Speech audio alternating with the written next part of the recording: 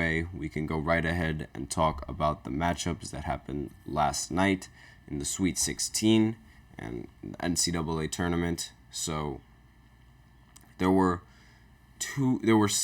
more upsets in this round than there were in previous rounds, which goes to the point that I brought up yesterday, saying that there's definitely going to be, the phone just keeps ringing, there's definitely going to be a lot more games that are going to be close going into the Sweet 16, and these games that are close are 3 out of 4, and like no one really expected 3 out of 4 of these teams to end up winning and making it to the Elite Eight. So for the first game, Clemson upset Arizona. They were the 6th seed. Arizona was the 2nd seed. The final score was 77-72.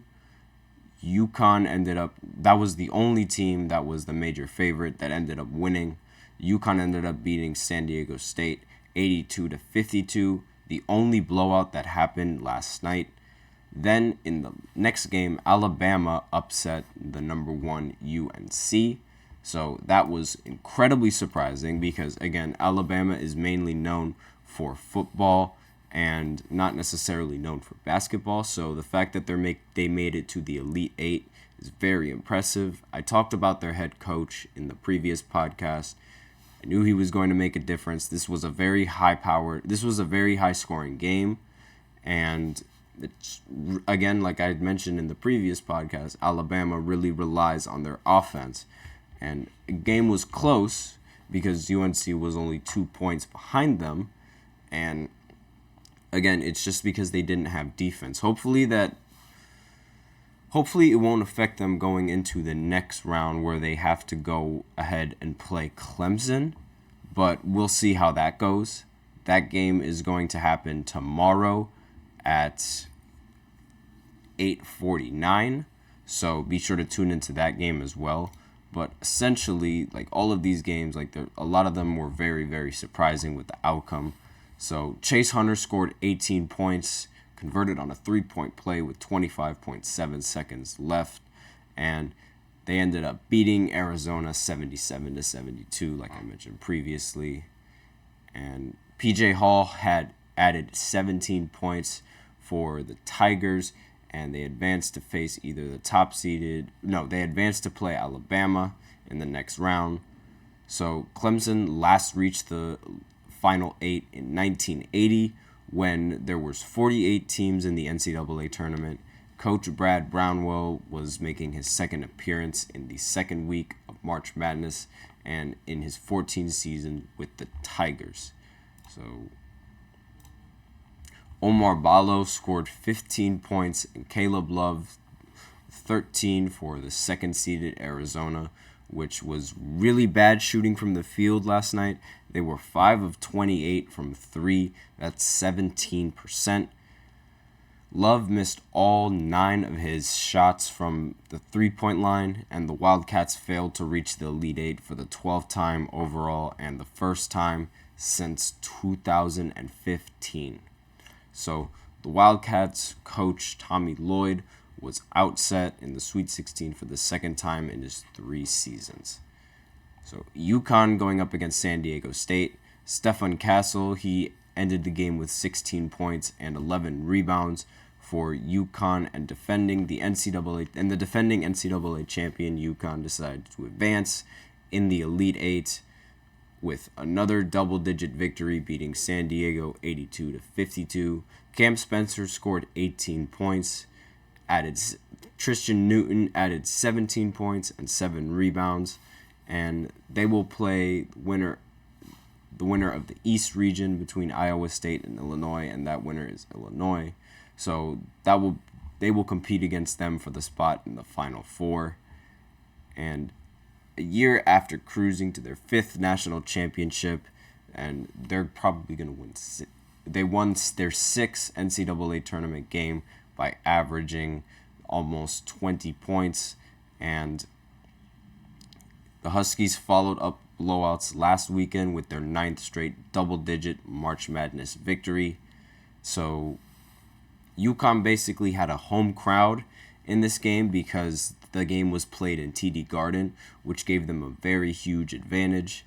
And Boston is about like 90 miles from Storrs, Connecticut campus, and the Huskies made a double-digit lead early in the second half, 20 with about 7 minutes left and 30 in the final minutes after the team sent in their benches. So obviously this was just a very dominating win from the Huskies, and one that you'd really expect coming in from them. The 7-footer Donovan Clingan played 23 minutes, just getting into foul trouble. He had 8 points and 8 rebounds. Jaden Lee scored 15 of his 18 points in the first half for the San Diego State, which followed up with the only Final Four appearance in school history with another Sweet 16 run. So Alabama going up against UNC, that was the most popular game because it ended in a huge upset.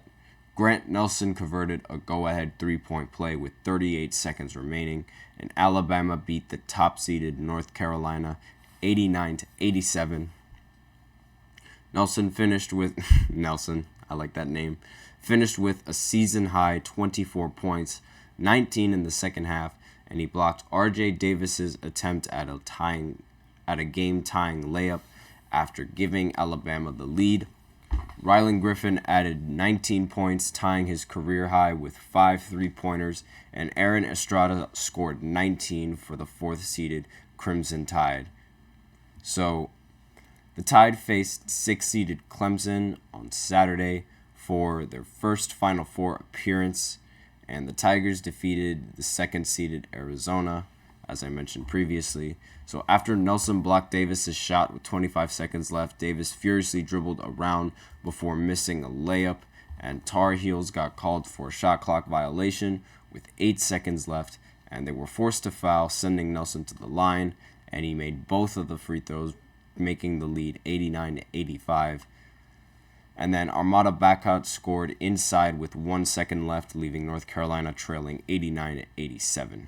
So Heels fouled Nelson again with 0.9 seconds left. He missed both and time expired, and the Blue Blood Tar Heels, who own 6 national championships. So Bacot finished with 19 points and 12 rebounds for UNC. Cormac Ryan had 17 points and made 5 three-pointers, and 5 three-pointers, and Davis had 16 points. So let's go ahead and look at the next game that happened. Illinois going up against Iowa State. Terrence Shannon Jr. ended up scoring 29 points, and Illinois reached the Elite Eight the first time since 2005. So they beat Iowa State 72-79. And Shannon had 20 points in the first half for the third-seeded Illinois, who never trailed. Never in this game did they trail. And he broke away for a dunk in the closing seconds and later hit 2 free throws to help Illinois finally put away the second-seeded Cyclones. So Illinois made a regional final for the 4th time in the past 40 years and will meet the defending champion UConn on Saturday for a trip to the Final Four. And the top-seeded Huskies defeated San Diego State, as I mentioned previously. Curtis Jones scored 26 points to lead Iowa State, which came into March Madness having blown out Houston for the Big 12 tournament title. So going into the matchups into the Elite Eight that we know, I think UConn is going to end up beating Illinois. As I said previously, UConn is the most complete team in this tournament, so I think they have the best chances of making it out of the Elite Eight and winning against Illinois. Now, Alabama going up against Clemson. I think I have my money on Alabama for this one just because of how good they've been scoring, and I think overall their team is just a little bit better than Clemson. And if Alabama could continue their scoring the way that they have, and they don't get worried and they don't let the pressure get to them, I think they'll be fine. I have enough faith in Alabama. I mean, again, it's pretty impressive that they've made it this far. So I wouldn't really say that they have much to lose, but I guess no one really expects much for them, and no one really has that much pressure on them, I guess you could say, because again, they're mainly a football school, or they're known for being a football school. So, going into the games tonight in the Sweet 16, North Carolina State is going up against Marquette. So that game is going on at 7 o'clock, and I have Marquette ending up winning this one because they are a higher seed and they do play very well together. They can go on runs. They do have the defense. They have a very strong core, and I really like the roster that they do have and their chances going into tonight, just because, they are seated higher for a reason, and I really think that this is going to be a good team that can end up winning going into this game. So it's going to begin with the Eagles seek their first trip in the Final Four since Dwayne Wade. So Dwayne Wade was the player that made the school famous in 2003, and they've gone from the team that they're going against, they've gone from unlikely ACC champs, North Carolina State, to even unlikelier bracket busters. So Marquette is a scrappy bunch with Tyler Kolek and Cam Jones. They lead a dynamic backcourt, and they can score with anyone. The Eagles might not have an answer inside for North Carolina State's DJ Burns, but lockdown defender Stevie Mitchell could bother the Wolfpack's DJ Horn, so that's what they have going for them right now. The next game going into the Sweet 16 is Purdue going up against Gonzaga. So, in terms of recent history, Gonzaga is the most accomplished program to reach Detroit as it participates in its 9th consecutive Sweet 16. The Bulldogs will be underdogs against Purdue and will look to continue its redemption tour with the home crowd on its side. So this game is a rematch of a meeting in November at Maui Invitational. A 10-point win for the Boilermakers en route to the tourney title. The Zags had no answers for Zach Edey, in the encounter, and they're hardly alone in that regard. There's no one that can really stop him, so if he has a good game, it's really game over at that point. So Gonzaga's offensive efficiency has improved, however, over the latter half of the campaign. They'll add Nolan Hickman to keep knocking down threes in order to stay with the Boilermakers, and when Purdue struggles to close it is usually because of turnovers, but Braden Smith has done better against heavy ball pressure as a sophomore. Now, the next game that's going to be going on is, after those games at 9:39, is Houston going up against Duke. So in Dallas, it features a pair of programs with recent Final Four trips. Though the Cougars, they're still seeking that first championship. Houston still owns the nation's stingiest defense. Jamal Sheed is one of the hardest working men in the game at both ends of the floor. The experienced hands of Jeremy Roach could help the Blue Devils weather the Cougars' press, but what Duke might need most is a big game from Kyle Flipkowski in the paint. That's going to be the difference maker in this game. Then the next game at 10:09 is Tennessee going up against Creighton. The last contest of the round could be the best game going into the tournament, and the Blue Jays look to reach the Elite Eight for the second consecutive season, while the Volunteers hope to get at least one step farther than they managed to in 2023. So there's no idea how this game is going to unfold. The firepower on both sides for track meet to break out, they both have a lot of offense, so anyone can go on a run at any time. It could also bog down in a defensive struggle because of how high-powered their offense really is. It largely hinges on whether Tennessee's first few three-point attempts can go in. Dalton Netsch and Josiah Jordan-James, they're capable of matching daggers with Creighton's Baylor Sherryman. again, forgive me if I botched that last name, and Trey Alexander.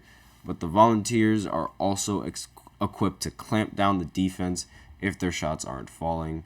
And if it comes down to a battle of the boards, the Blue Jays big man Ryan Kalkbrenner could find himself outnumbered out there in the paint. And that's the recap of the games that are going down tonight and what happened last night. So with that, we're out of time for the second segment. So tune in for the third segment as I give a quick recap of the games, the NBA games that happened from last night, as well as talk about their playoff chances, since the NBA playoffs is looking to start relatively soon, since the season's almost over. So I will be right back after this short break.